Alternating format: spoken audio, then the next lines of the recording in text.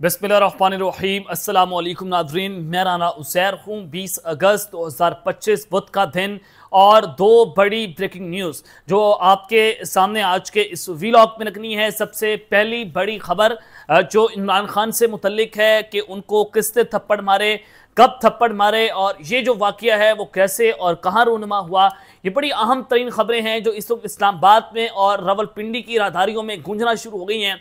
और इस हवाले से डॉक्टर शहबाज गिल जो किसी ज़माने में इमरान खान के बहुत करीब रह चुके हैं, उनकी जानिब से एक दावा किया गया। फिर मुजम्मिल सहरवर्दी जो सीनियर जर्नलिस्ट हैं उनकी जानिब से कुछ दावे किए गए और फिर मामला जो है वो लड़ाई तक पहुंचती है, आपे से बाहर हुए मामला। अब तो ये जो दोनों की साइड ऑफ वर्जन जो स्टोरीज हैं उनकी वो मैंने आपके सामने रखनी है और फिर आप बेहतर तौर पर जज हैं, आप इसका फैसला बेहतरीन तरीके से कर सकते हैं कि इस वक्त जो थप्पड़ों वाली कहानी है वो किसके हवाले से की जा रही है, इमरान खान को बिल आखिर किसने थप्पड़ मारे हैं। ये बड़ी अहम तरीन तफसीलात। और फिर दूसरी जानिब फील्ड मार्शल आसिम अली साहब जो है उन्होंने ड्राइविंग सीट जो है वो इस वक्त संभाल ली है। सबकी नजरें जो है वो इस वक्त अफगानिस्तान पर लगी हुई थी, काबुल पर लगी हुई थी और बिल आखिर अफगान तालिबान जो है वो इस वक्त सरेंडर करने पर मजबूर हो गए। उन्होंने सरेंडर कर दिया है, माफी मांग ली गई है। ये मामला और माजरा क्या है, इस हवाले से भी कुछ आम तरीन तफसीलात आपको बतानी है। लेकिन आगे बढ़ने से पहले आप सबसे हमारी दरख्वास्त होगी कि चैनल को लाजमी सब्सक्राइब कर लें, बेल आइकन को दबा दें। आने वाली तमाम तर अपडेट्स आपकी खिदमत में बर वक्त पेश होती रहें। नाज़रीन, एक तो मैंने आपको अपने पिछले व्लॉग में जो खबर दी भारत को लेकर के इंडियन एयरफोर्स का जो प्राइवेट जेट है वो लाहौर की करीब जो है वो देखा गया। पाकिस्तान के कंट्रोल रूम ने उनकी जो मोमेंट्स हैं उसको कैप्चर किया है और वीडियोस और तस्वीर जो है मैंने अपने पिछले व्लॉग में भी चलवाई कि इस वक्त इंडियन एयरफोर्स जो है पाकिस्तान के बॉर्डर के ऊपर, इंटरनेशनल बॉर्डर के ऊपर आकर अपनी वॉर एक्सरसाइजेस भी कर रही है।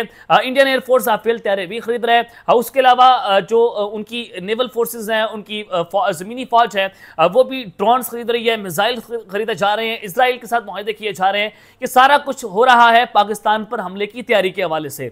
और फिर जो हाइब्रिड वॉरफेयर खेली जा रही है कि भारत अफगानिस्तान के साथ मिलकर टीटीपी हो, फितना अल ख्वारिज हो, फितना अल हिंदुस्तान हो, BLA हो, इन सबको टेरर फाइनेंसिंग भी कर रहा है। इनको ड्रोन्स भी प्रोवाइड किए जा रहे हैं ताकि पाकिस्तान की जो फोर्सेज हैं वो यहाँ पर इंगेज हो जाएं। और दूसरी अहम चीज़ के इस वक्त सैलाब जो है उससे पाकिस्तान के अंदर तबाहकारियाँ मचाई हुई हैं। KPK में जो सूरत हाल है वो तारीख की सबसे खतरनाक तरीन सूरत हाल इसको कहा जा रहा है कि हज़ारों से जायद जो है वो हलाकतें हुई हैं। उसके अलावा गांव के गांव मिलिया मेट हो गए हैं, पत्थर जो हैं वो जो गिरे और फिर पानी का बहाव इतना तेज था कि पूरे के पूरे गांव, सैकड़ों खानदान जो हैं वो अपनी जान की बाजी हार चुके हैं। और इसी तरह की सूरत हाल जो है वो इस वक्त कराची में बनती हुई आप दिखाई दे रहे हैं। अब पंजाब से यह खबर है कि भारत ने दरिया सतलुज के अंदर जो है वो पानी छोड़ दिया है।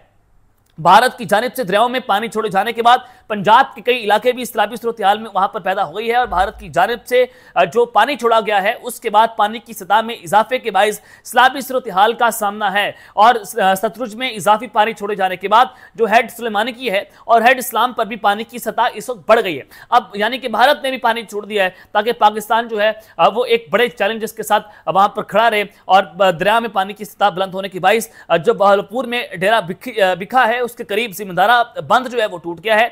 हजारों एकड़ पर खड़ी तैयार फसलें जो हैं वो ज़रियाब आ चुकी हैं पानी के इजाफे से।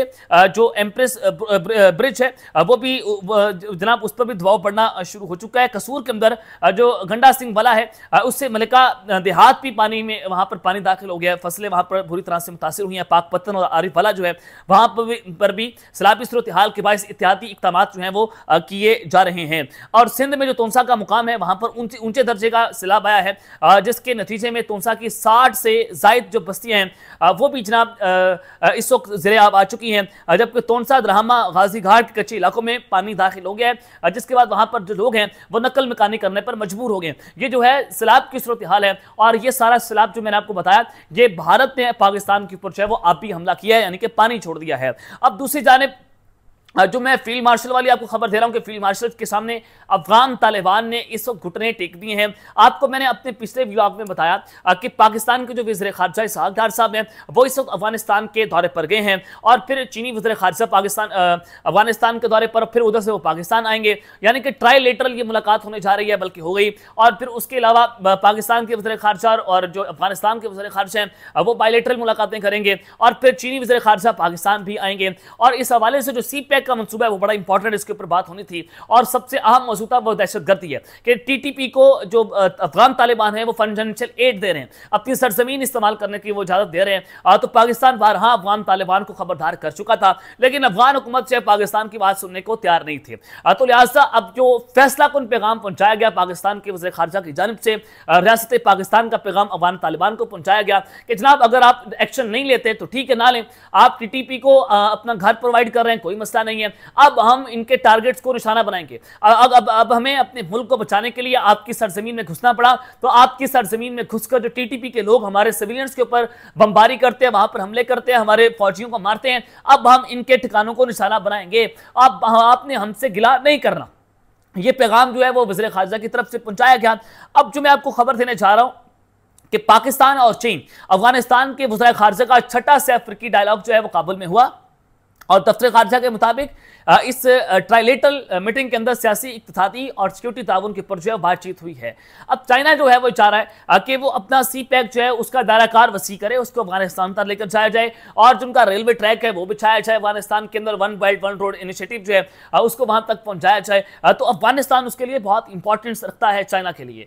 तो जो भारत है वो इस खत्ते में इस वजह से डिस्टेबिलिटी फैला रहा है, वो इस वजह से अफगान तालिबान के करीब हो रहा है कि कहीं चाइना जो है वो यहाँ पर आकर ना बैठ जाए, क्योंकि अमेरिका और सारी जो इंटरनेशनल लॉबीज हैं वो चाइना को सुपर पावर नहीं बनना देना चाहती, क्योंकि चीजें जो है वो आपके सामने है। तो इस वजह से चाइना अब बड़ी कोशिशें कर रहा है कि इस पूरे खत्ते को वो जियो पॉलिटिकल से जियो इकोनॉमिक के अंदर तब्दील करे। और फिर तर्जुमान ने यह बताया कि इस ट्राइलेटरल इजलास में तजारत, ट्रांसिट और इलाकाई तरक्की से तालीम और सकाफती ताउन बढ़ाने पर इतफाक किया गया है, और यहां तक कि इजलास के अंदर सी पैक को अफगानिस्तान तक तोसी देने पर भी इतफाक हो चुका है। तो ये लिहाजा बड़ा वाज़ेह है कि बहुत सारी तनकीद हो रही थी कि पाकिस्तान जो है वो अमेरिकन ब्लॉक का हिस्सा बन गया, पाकिस्तान चाइनीज ब्लॉक से हट गया, या पाकिस्तान रीजनल ब्लॉक की बात नहीं कर रहा। एक तो फील्ड मार्शल की जो स्टेटमेंट थी उसने एक वाज़ेह कर दिया था, उन्होंने कहा कि देखिए हम अमेरिका के कहने के ऊपर चाइना के साथ ताल्लुकात खराब नहीं करेंगे, यानी किसी एक मुल्क के कहने पर हम किसी दूसरे मुल्क के साथ अपने मामला को ना बिगाड़ेंगे और ना हम ऐसा करेंगे, ना चाइना के कहने के ऊपर हम अमेरिका की गोद में जाएंगे। तो लिहाजा उन्होंने बड़ा वाज़ेह कर दिया। तो अब ये फील्ड मार्शल साहब के हवाले से फिर वाशिंगटन पोस्ट ने आज एक कॉलम लिखा कि इनके हालिया दौरे से पाक अमेरिका ताल्लुकात जो है एक नए दौर में दाखिल हुए हैं, और इनकी क़यादत में पाकिस्तान तरक्की कर रहा है, पाकिस्तान जो है मुआशी तौर पर मजबूत हो रहा है। ये कौन लिख रहा है? ये वाशिंगटन पोस्ट लिख रहा है, यानी कि फील्ड मार्शल की क़यादत के अंदर कहीं पर शहबाज शरीफ का नाम नहीं आया। तो लिहाजा ये चीज तो मैंने आपको बताई कि फील्ड मार्शल साहब तो ड्राइविंग सीट उन्होंने संभाल लिया है, वो उनकी जो सफारतकारी है वो पूरी दुनिया के अंदर जा रहे हैं और लोग उनके मुतरिफ भी हैं। लेकिन आज हुआ यह है कि वज़ीर खारजा साहब डार साहब अफगानिस्तान के दौरे पर गए हैं, और वहां पर जो तस्वीर वहां से सामने आई है वो बड़ी इंपॉर्टेंट है कि तीनों वज़ीर खारजा ने चाइना, अफगानिस्तान और पाकिस्तान के हाथों में हाथ लिए रखे हैं उन्होंने, और दरमियान में अफगान तालिबान के जो वज़ीर खारजा हैं वो वहां पर खड़े हुए हैं। तो ये एक बड़ी सिग्निफिकेंट पिक्चर है कि अफगानिस्तान जो है वो अब उनको जो पैगाम पहुंचाया गया, शायद वो इस बात को तस्लीम उन्होंने कर लिया है कि अब टीटीपी जो है उसको जन्म हासिल करने का वक्त आ चुका है, या फिर अगर वो दहशतगर्दी नहीं करते, रियासत के आगे सरेंडर कर देते हैं, तो फिर शायद उनको मुआफ कर दिया जाए। ये एक चीज़ भी जो है वो अंडर डिस्कशन है। अब आ जाए कि इमरान खान को थप्पड़ पड़ने वाली बात के ऊपर कि ये मामला जो है वो इस वक्त क्या है। अदम एतमाद के मौके पर जब रजीम चेंज वाला मामला चल रहा था और अदम एतमाद पेश हो चुकी थी, तो उस वक्त BBC उर्दू जो है उन्होंने भी रिपोर्ट की थी ये खबर कि उस वक्त जो है इमरान खान साहब को किसी अस्करी शख्सियत ने थप्पड़ मारे हैं, वज़ीर आज़म हाउस के अंदर उनको थप्पड़ लगे हैं। तो ये जब खबर BBC न्यूज़ ने जब दी तो इस हवाले से ISPR ने तरदीद कर दी थी। उस वक्त के जो मेजर जनरल बाबर इफ्तिखार साहब थे उन्होंने कहा कि किसी भी किस्म की ऐसी कोई खबर नहीं है। लेकिन हुआ इसे कि पाकिस्तान तहरीक इंसाफ को चाहिए था, या किसी को भी चाहिए था कि BBC उर्दू ने अगर ये गलत खबर छापी थी तो उसके खिलाफ जो है जनाब उनके खिलाफ हद तक इस तरह का दावा किया जाना चाहिए था, क्योंकि BBC उर्दू जो है वो या BBC जो न्यूज़ चैनल है वो इंटरनेशनल आउटलेट है, अगर वो गलत खबर छापता है तो उनको हद तक इस तरह दावा कर दिया जाए तो उनको भारी जुर्माना आयद करना पड़ सकता है, मिलियंस ऑफ डॉलर्स का जुर्माना उनको हो सकता था। लेकिन ऐसा जो है वो नहीं हुआ। लेकिन BBC उर्दू की खबर जो है वो आज तक अंडर डिस्कशन है। हुआ ये कि मुजम्मिल सहरवर्दी साहब जो हैं उन्होंने एक खबर दी मंसूर अली खान साहब के प्रोग्राम में बैठकर कल, और उनकी जानिब से दावा किया गया कि ये जो थप्पड़ मारा गया वो DGISI उस वक्त के lieutenant general retired Nadeem Anjum साहब की तरफ से जो है वो इमरान खान को मारा गया। और ये थप्पड़ मारा गया क्योंकि जब DG साहब वहां पर गए तो इमरान खान को रोका गया। अब वो इमरान खान से मुलाकात करने गए थे, और फिर जब वो मुलाकात के लिए बाहर बैठे रहे उन्होंने इंतजार किया 20-25 मिनट के बाद अंदर किशन कैबिनेट के लोग बैठे होते खान साहब के साथ, और फिर जब DGI उनको मिलने गए तो उन्होंने बताया कि खान साहब आप इस साइफर को बर्बाद न करें, ये मुल्क की इंटरेस्ट के अंदर नहीं है, आप मुल्क के इंटरेस्ट के लिए खुदा रहा इसके ऊपर खामोश हो जाए। खान साहब को ये एक पैगाम पहुंचाया गया। खान साहब ने कहा कि नहीं देखें, आपने मेरी हुकूमत का तख्ता उलट दिया, आपने इन चोरों को लाकर यहाँ पर मुसल्लत कर दिया है, तो लिहाजा आप ये मुल्क के इंटरेस्ट के अंदर कर रहे हैं। तो फिर वहां पर तू मैं हुई, तलखियां बढ़ती चली गई। मुजम्मिल सहरवर्दी साहब ने कहा कि फिर जब ये सूरत हाल बनी तो इमरान खान साहब को वहां पर थप्पड़ लगाए गए। ये मुबैना तौर पर दावा उन्होंने किया। और फिर शहबाज गिल साहब ने वीलॉग किया, उन्होंने कहा कि मैं वहां पर मौजूद था, ऐसा मामला नहीं था। इमरान खान साहब ने उल्टा उनकी बेइज्जती की थी। ये उनकी तरफ से जो है उनका साइड ऑफ स्टोरी है जो मैंने आपके सामने रखी। फिर इसके फौरी बाद अब से कुछ देर पहले मुजम्मिल सहरवर्दी ने फिर एक स्टेटमेंट दी। उनका एक वीलॉग आया, उन्होंने कहा कि उस रात जब मुंहमारी हुई, सुथरी हुई, किसी एक की तो हुई है।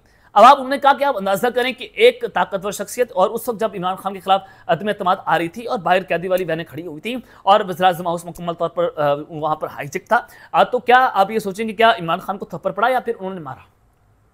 ये उन्होंने एक सवाल जो है उठाया। और फिर मैं दोनों की स्टोरीज रख रहा हूँ, इसमें मेरा कोई अपना ना ज़ाती एनालिसिस है ना मैं इसके ऊपर बात कर रहा हूँ कि पढ़ा या नहीं पढ़ा, मैं इस बहस में नहीं पढ़ना चाह रहा। ये दोनों का साइड ऑफ स्टोरी है जो मैं आपके सामने रख रहा हूँ। फिर उन्होंने कहा कि देखिए पूरी पीटीआई जो है वो शहबाज गिल को गद्दार समझती है, क्योंकि शहबाज गिल को जब गिरफ्तार किया गया था, गिरफ्तारी के बाद इमरान खान साहब ने इनको साइड लाइन कर दिया था, क्योंकि उन्होंने उनके बारे में ये कहा जाता है कि शहबाज गिल ने इमरान खान को की जो 2 ज़ाती मोबाइल हैं वो उन्होंने उसको बेचा, और फिर किसको बेचा बेहतर तौर पर जानते हैं, और फिर उनकी जासूसी भी की। तो इमरान खान साहब ने इनको गिरफ्तारी के बाद जो है वो अलग कर दिया था। और जब आज़म ज़बाती गिरफ्तार हुए थे, खान साहब ने इनको अपने करीब किया था और शहबाज गिल मुकम्मल तौर पर उनको आइसोलेट कर दिया गया था। तो जब उन्होंने कहा कि जब पूरी पीटीआई इनको गद्दार समझती है, तो आप इनकी खबरों का अंदाजा कर लें कि इनकी खबरों में कितनी सदाकत है। तो ये चीज़ें हैं जो मैंने आपके सामने रखी।